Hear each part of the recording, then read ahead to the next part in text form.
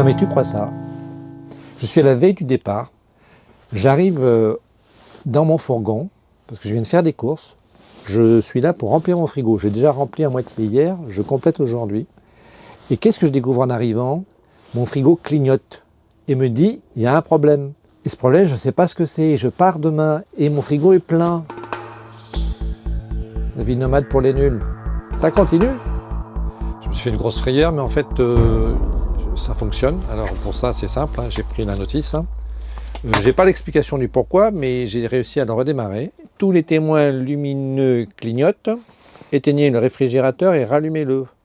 J'ai éteint, rallumé, ça marche. Bon, bonne nouvelle. Eh oh, tu sens là Tu sens là? Moi je dis que ça sent le départ là. Ça sent le départ. J'adore cette odeur. Et demain, je prends la route.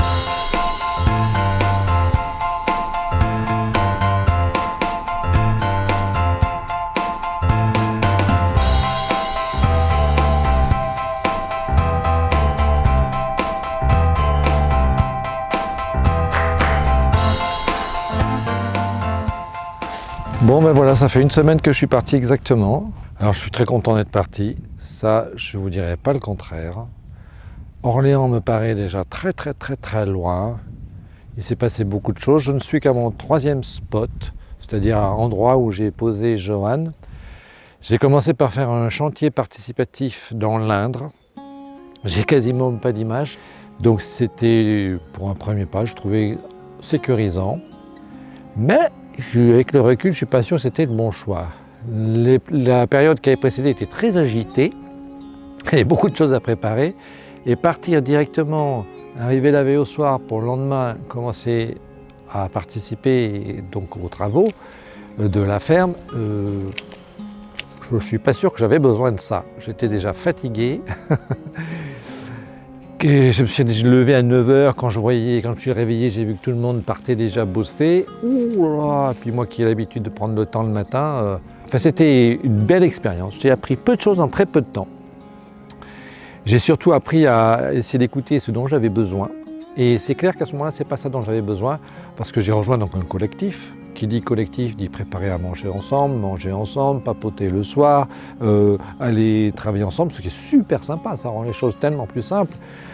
Mais comment faire des images, je n'arrive pas à être acteur et filmer en même temps, ça c'est évident. Ce que j'aime, c'est filmer, c'est faire des reportages. D'ailleurs, hier, j'ai fait un reportage, je t'en parlerai tout à l'heure.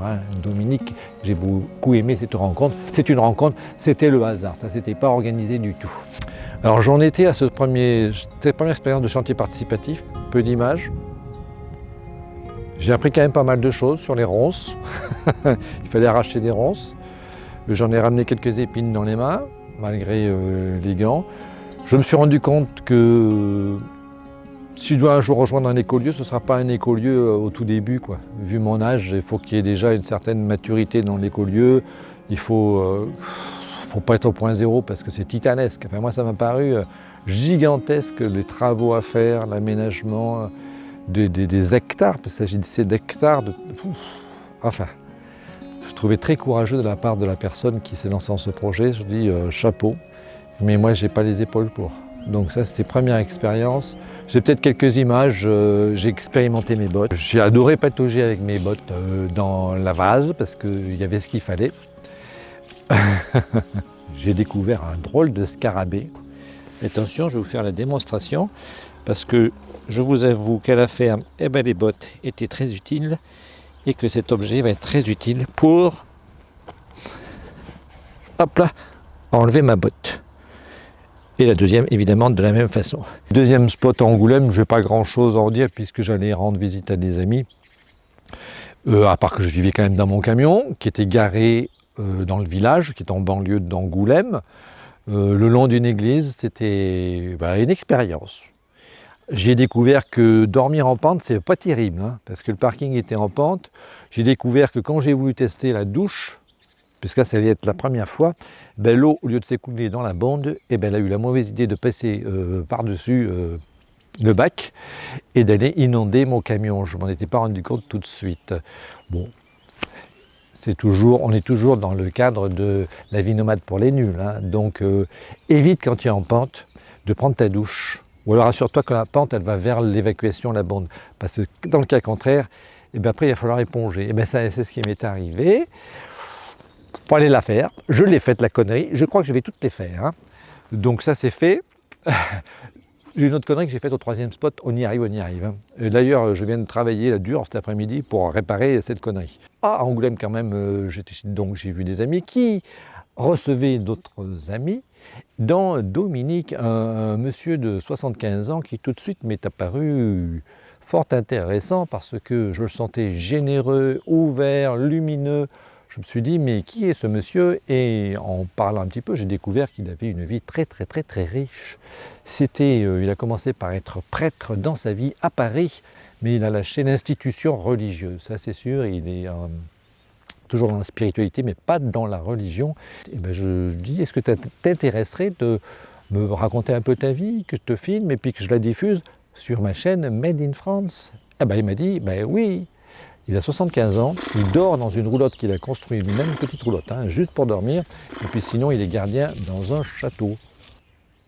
Et c'est dans la cour du château dont Dominique est gardien que je suis actuellement garé, stationné. C'est mon 3e spot. Alors j'y arrive à ma 3e connerie là. Je te montre le spot où je devais m'installer initialement. Il est magnifique, hein. C'est plat, c'est au bord d'une petite mare, orienté à l'est. J'aurais eu le soleil pour me réveiller. Ça n'a pas pu le faire parce que j'ai une côte, une petite pente de 20 mètres. 20 mètres. Eh ben, je ne suis pas arrivé. Joanne est un petit peu lourde et c'est tellement meuble le sol que je me suis enfoncé. Mais heureusement, je ne me suis pas embourbé complètement. Je serais arrivé là-haut. Je crains que je me sois embourbé, que je n'aurais pas pu repartir. Mais là, avec la pente, j'ai pu repartir. Mais j'ai insisté 5-6 fois. Du coup, j'ai saccagé le terrain, là, l'herbe, c'est pas très beau, j'ai comme 2 tranchées maintenant. Il va falloir que j'essaie de réparer un petit peu ça parce que je ne suis pas chez moi, je suis chez la châtelaine qui héberge Joanne et moi. Alors je suis un peu embêté. Et puis la pelle, c'est pas trop mon instrument favori. Et là, je vois que j'ai un cheval et un âne qui me regardent en se foutant de ma gueule. Ça, c'est évident. Hein? Je vais te montrer maintenant les dégâts, l'ampleur des dégâts. Là. Regarde-moi ça. Ah, c'est beau ça, hein? Non, c'est pas beau du tout, j'ai honte. Regarde. Et bien voilà le résultat. Franz, le citadin qui débarque à la campagne et qui laisse sa trace, ça c'est clair. Hein.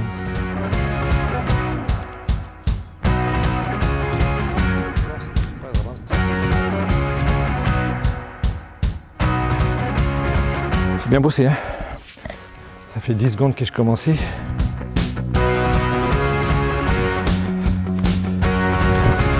Ça serait bien que ça se tasse et que l'herbe repousse.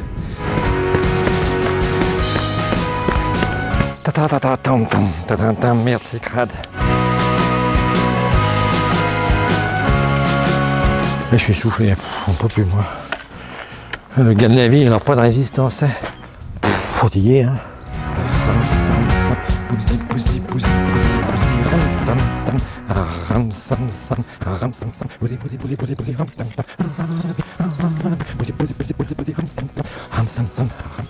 Je m'en souviendrai, hein.